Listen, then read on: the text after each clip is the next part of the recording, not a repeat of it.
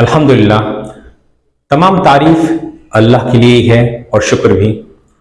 और अमन या शांति हो तमाम नबी और रसूलों पर अलैहिमुस्सलाम, आदम अलैहिस्सलाम से लेके मोहम्मद सल्लल्लाहु अलैहि वसल्लम तक, और खास करके आखिरी नबी मोहम्मद सल्लल्लाहु अलैहि वसल्लम पर। प्यारे भाइयों और बहनों, अस्सलामु अलैकुम वरहमतुल्लाहि वबरकातुहू। आज का जो विषय है, मौजू है, वो थोड़ा सा हटके है और उसके लिए हम 3 शब्द का उपयोग करेंगे और तीनों जो है अरबी का रूट वर्ड एनालिसिस हम करेंगे आज, सर्फ का जो साइंस होता है उसके जरिए। एक है क़राअ, दूसरा है जवदा और तीसरा है क़वमा, और मैं आस्ते आस्ते इसका खुलासा करूंगा इंशाअल्लाह। क़राअ शब्द से काफी सारे शब्द जो यूज किए जाते हैं वो आता है, काफी सारे लफ्ज है। एक तो है इक़रा, जो पहला वही नाजिल हुआ था मोहम्मद सल्लल्लाहु अलैहि वसल्लम के ऊपर जिब्राइल अलैहिस्सलाम के माध्यम से अल्लाह की तरफ से, वो इक़रा था। सूरह इक़रा या सूरह अलक, सूरह नंबर 96 का पहला आयत इक़रा, जिसका माने है पढ़ो। तो वो इक़रा शब्द भी क़राअ शब्द से आया, और क़राअ शब्द से कुरान भी आया है।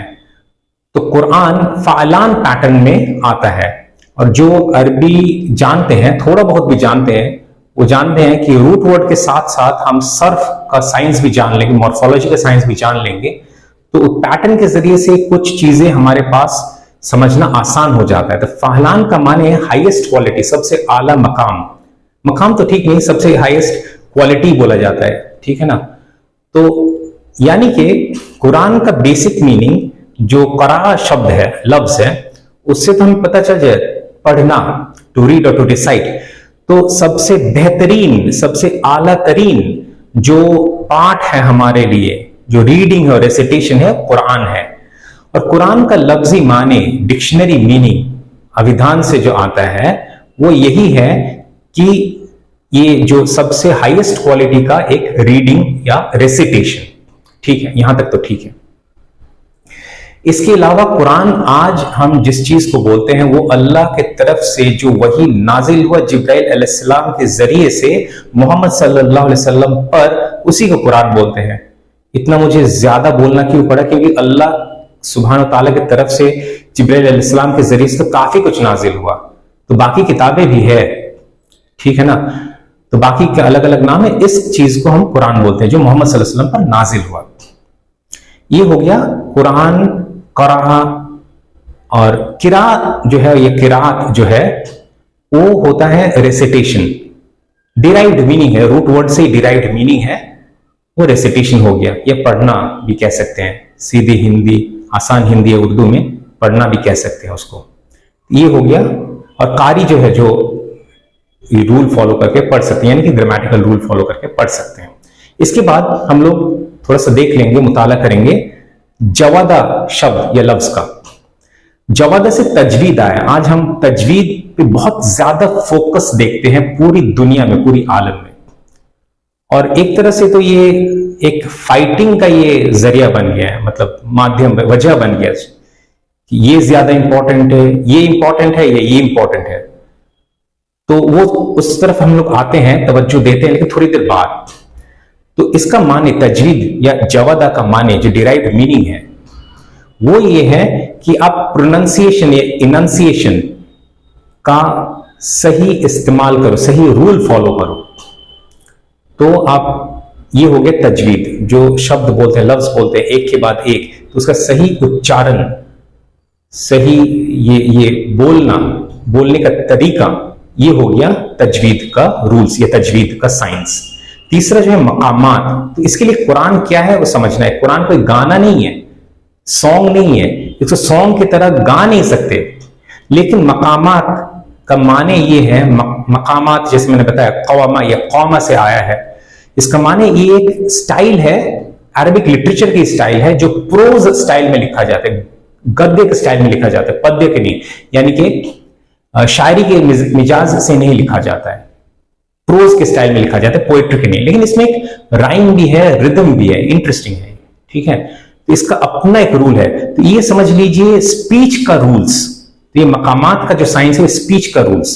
मिसाल के तौर पे जब आप मेरा तकरीर सुनते हैं, लेक्चर सुनते हैं, सेशन वगैरह सुनते हैं, समाअत फरमाते हैं, तो ये कंटेंट तो आपको अच्छा लगता ही है, क्योंकि ये जो मैं जो बोलता हूं अक्सर, ज्यादातर, लगभग सभी कुछ जो अल्लाह सुब्हानहू व तआला ने कहा उसी का बयान करता हूं, उसके साथ कुछ एक्सप्लेनेशन कर देता हूं, बस इतना ही। हर चीज अल्लाह सुब्हानहू व तआला ने क्या कहा उसी का बयान मैं करता हूं।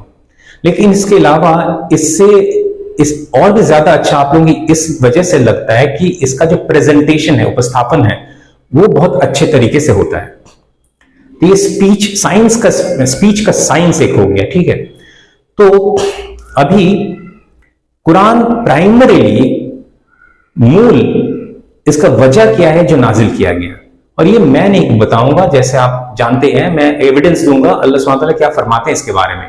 तो दो बार नहीं, काफी बार, दो का मैं ये रेफरेंस में दे देता हूं आपको। सूरह बकरा का ही है रेफरेंस 185 और एक या दो नहीं, 1 and 2, फर्स्ट 2 वर्सेस और 185, वर्स नंबर 185। तो गाइडेंस, हुदल लिन्नास हुदल लिल मुत्तकीन, ये हिदायत के लिए है, तमाम इंसानियत के लिए, तमाम मानव जाति, मनुष्य जाति के लिए, और ये तकवा रखने वाले के लिए हिदायत का बायस होगा, यानी कि जो गॉड कॉन्शियस लोग हैं। तो अभी फाइट नहीं है एक्चुअली कि ये गाइडेंस ज्यादा इंपॉर्टेंट है, गाइडेंस इंपॉर्टेंट है वर्सेस तजवीद इंपॉर्टेंट है, ऐसा बात है ही नहीं। दोनों इंपॉर्टेंट अपनी जगह पर, लेकिन गलती हो क्या रहा है वो समझना जरूरी है। गलती हो क्या रहा है, हम लोग सोचे ये इंपॉर्टेंट है, ये दूसरा इंपॉर्टेंट है नहीं। कुछ लोग सोच रहे ये इंपॉर्टेंट है, तजवीद इंपॉर्टेंट है, गाइडेंस इंपॉर्टेंट है ही नहीं। तो यहां पर गलती हो रहा है। हालांकि दोनों इंपॉर्टेंट है, लेकिन एक और चीज पे हमें ध्यान रखना है, वो ये है कि ऑर्डर आपको समझना है। पहले क्या करना है, फिर क्या करना है, फिर क्या करना है। ये ऑर्डर को उलट पलट कर देंगे तो फिर कुछ फायदा नहीं होगा, नुकसान होगा, झगड़ा होगा, आपस में बहस होगा और कुछ नहीं होगा। तो पहले जो जरूरत है गाइडेंस हासिल करना, उसके बाद आप उसका जो उच्चारण है तो उसको आप शुद्ध करें, सही करें, सेकेंडरी स्टेप हो गया ना। और तीसरा हो गया जो स्पीच है as a eloquence, because Quran मजीद इज कलामुल्लाह, कुरान मजीद कलामुल्लाह है, अल्लाह का कलाम है। तो ये स्पीच है एक, तो स्पीच का पूरा मुकम्मल स्पीच का प्रेजेंटेशन ये तीसरा स्टेज हो गया। तो आप इधर उधर नहीं कर सकते। मैं मिसाल भी दे देता हूं आपको, जैसे मैं मिसाल स्पेनिश से दूंगा, इंग्लिश से नहीं, अंग्रेजी से नहीं। वो इस वजह से कि आप लोगों में से बहुत लोग शायद अंग्रेजी समझ भी लेते होंगे, तो अंग्रेजी का मेरा स्पीच का क्वालिटी शायद हिंदी उर्दू से भी बेहतर होता है, तो वो आपको समझ में आता है।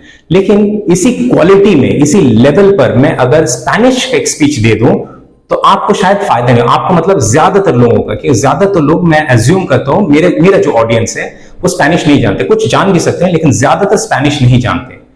तो फिर आप सोचेंगे हाँ कुछ बताया जा रहा है, अंदाज भी अच्छा हो रहा है, लेकिन समझ नहीं पा रहे हैं, तो कुछ फायदा हासिल नहीं हो रहा है। तो वही चीज हो जाएगा अगर तजवीद को हम प्रीसीडेंस दे देंगे और गाइडेंस को कम, हिदायत को कम, तो ऐसा नहीं हो सकता ना। ये कुरान का मकसद था। तो गाइडेंस पहले होना है, समझना है, लैंग्वेज को समझना है, उसके बाद समझ गए जब, तब फिर तजवीद के रूल्स को फॉलो करें, रेसिटेशन बेहतर करें, प्रोनाउंसिएशन बेहतर करें, फिर आखिर में मकामात का जो साइंस है यानी कि स्पीच का साइंस है उसको बेहतर करें। ये 3 स्टेज हो गया। तो आज जो ये टॉपिक थे सॉफ्ट टॉपिक था, बड़ा सा नरम सा टॉपिक था, कोई हार्ड टॉपिक, सख्त वाला टॉपिक नहीं था। कभी कभी ये सब टॉपिक भी जरूरी होता है। तो मैं यहीं खत्म करूंगा, लेकिन तो बस इतना ही था। तो आगे आपसे मिलेंगे, फिर से सिर्फ मिलेंगे नहीं, मिलते रहेंगे, क्योंकि हम लोग तो इंफॉर्मेटिव टॉपिक्स पर बात करते रहेंगे। तो आज के लिए इतना ही फिर।